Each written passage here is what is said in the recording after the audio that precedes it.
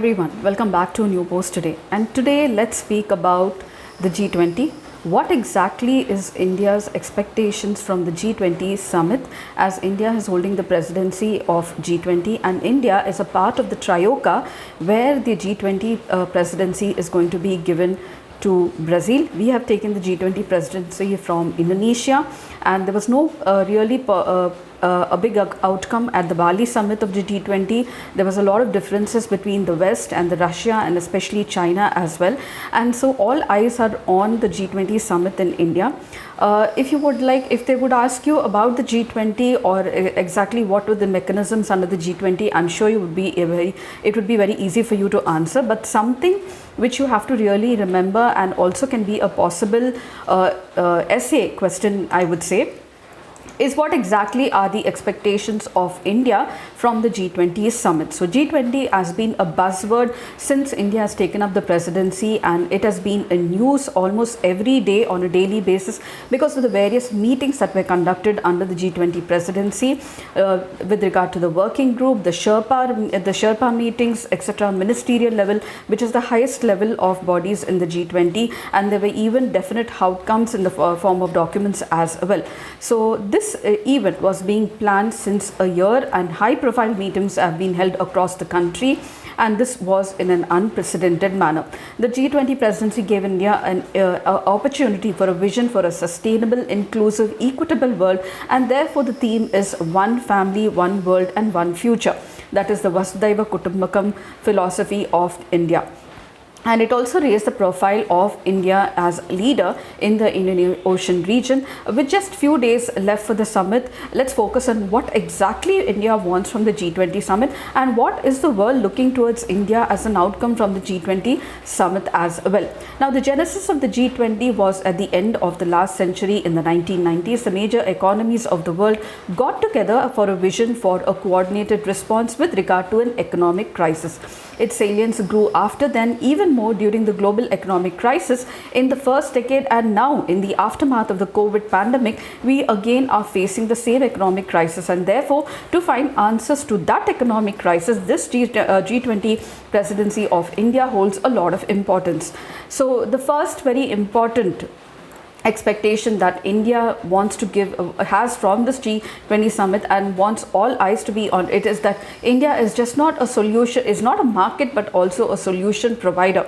So when the pandemic struck, the world understood that in addition to the economic challenges, there were also important and immediate challenges impacting humanity. By this time, the world was already taking note of India's human-centric model of economic development, whether it was economic growth, technological progress, institutional delivery, social infrastructure. They were all being taken to the last mile by the government of India, ensuring that no one is left behind. There was greater awareness to the massive strides being taken in India, and it was acknowledged that the country is just not a huge market for the world, but now has become a part of the solutions provider to the world for various challenges. Especially India proved this during the COVID-19 by producing the major vaccines of the world.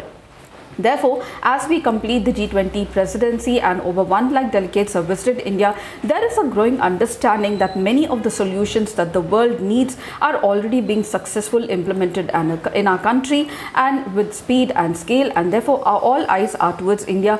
Thus, India wants to prove to the world that it's just not a market but also a solution provider where they can take the ideas and also bring investment in these areas. Number 2 is India is playing a leadership role in the global south. The efforts to the greater inclusion for a global south, especially India touting for the inclusion of African Union in the G20, has gained momentum.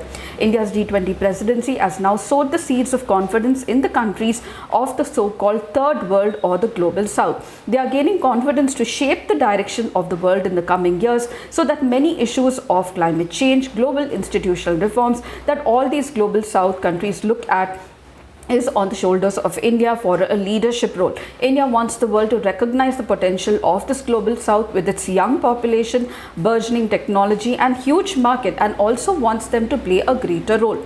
Number 3, as the presidency passes on to Brazil, India now wants the growth to be more human-centric after the COVID pandemic.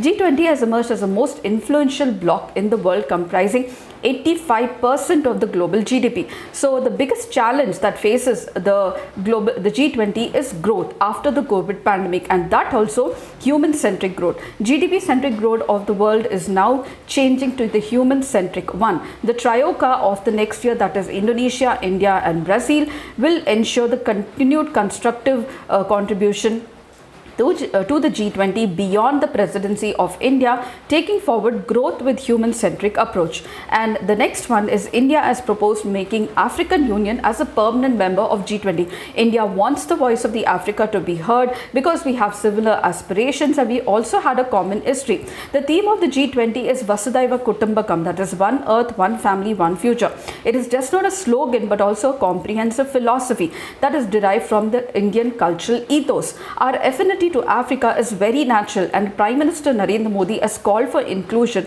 of the African Union into the G20. We had our millennium-old century and commerce ties with Africa. We have shared history, moments of colonialism as well, and as youthful and aspirational nation ourselves, we also relate to the people of Africa who are young themselves and also have the same aspirations. Africa is a top priority not only for India but also for the G20. One of the first things that India did during the G20 was to organize the Voice of Global South Summit, which had enthusiastic participation from Africa. Now India believes that no plan for the future on the planet can be successful without the representation and recognition of these voices such as the African Union nations. And the next point is that India launched the Solar Alliance in 2015 along with Paris, and now plans to launch a biofuel alliance during the G20 summit, and therefore Government of India is looking for participation and cooperation from all the countries along the world as on the lines of the International Solar Alliance. Such alliances are aimed at creating options for developing countries to advance their energy transition.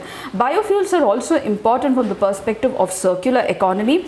Initiatives like International Solar Alliance, Coalition for Disaster Resilient Infrastructure, are bringing the countries together for the planet. The International Solar Alliance has got the response of more than 100 countries in the world. India is ramping up its electric vehicle revolution. India is also playing a very great role in innovation and adoption of the technologies.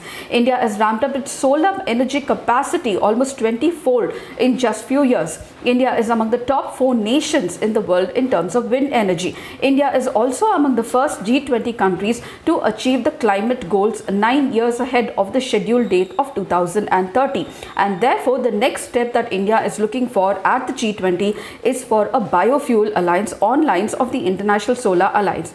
The next is many successful outcomes have been adopted during the high ministerial level meetings during the G20 year of 2022 and 23 during India's presidency, which will be handed over now during the summit to Brazil. India wants to ensure that all these documents that were adopted during the ministerial level meeting should be adopted and implemented very, very successfully. So at the development ministers meeting, G20 adopted the action plan to accelerate progress for SDGs and lifestyle for sustainable development. At the agriculture ministerial level meeting of G20 adopted the Deccan high level principles on food security and nutrition. This will help to alleviate the global hunger, malnutrition, given our passion for a sustainable superfood. Shri Anna, the agriculture ministers, also launched the International Initiative for Research on Millets. At the ministerial conference on G20 for women empowerment and built consensus, they have built a consensus on bridging the gender gap,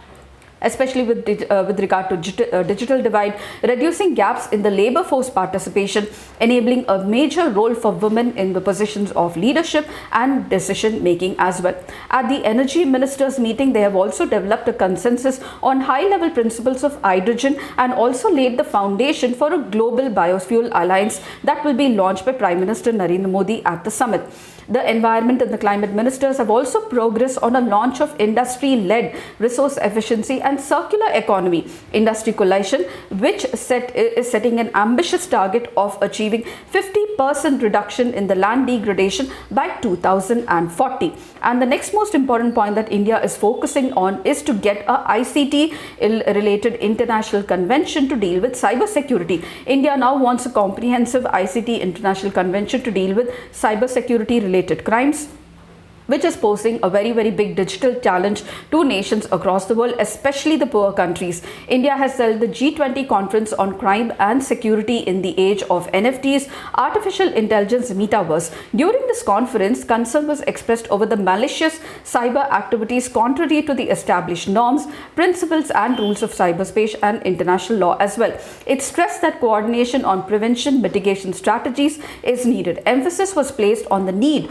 for a comprehensive international convention to counter the use of ICT for criminal purpose. The World Bank estimates that the cyber attacks would have caused losses of up to USD 5.2 trillion to the world during 2019 and 2023. Cyber terrorism, online radicalization, use of network platforms to move the funds of money laundering to drugs and terrorism is just at the tip of the iceberg.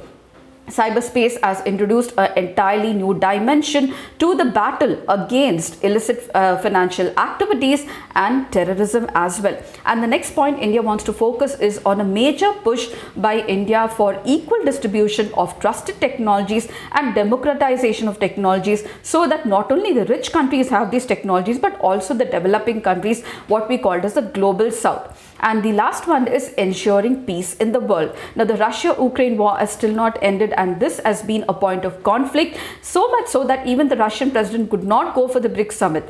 So there are many conflicts across the regions, India says, and all of them need to be resolved to dialogue and diplomacy, and India stands on this. So anywhere, any conflict, India is always open to say that dialogue and diplomacy is the key to resolve any issue at any level. So whether a G20 president or not, India said it will support every effort to ensure peace in the world with respect to the Russia-Ukraine war, and ensures that especially at the G20 there is a consensus to bring Russia and Ukraine at the dialogue table, at the diplomacy table, so that the war comes to an end. And these are the major points that India is touting to make sure that it gets implemented during this G20 summit, especially, which is a big event that's going to happen just in few days, where India's leadership is being looked at worldwide, and where there is a lot of change in the geopolitical arena. All the countries of the global south look at India as a leader, and definitely this summit is coming at a correct time, I would say.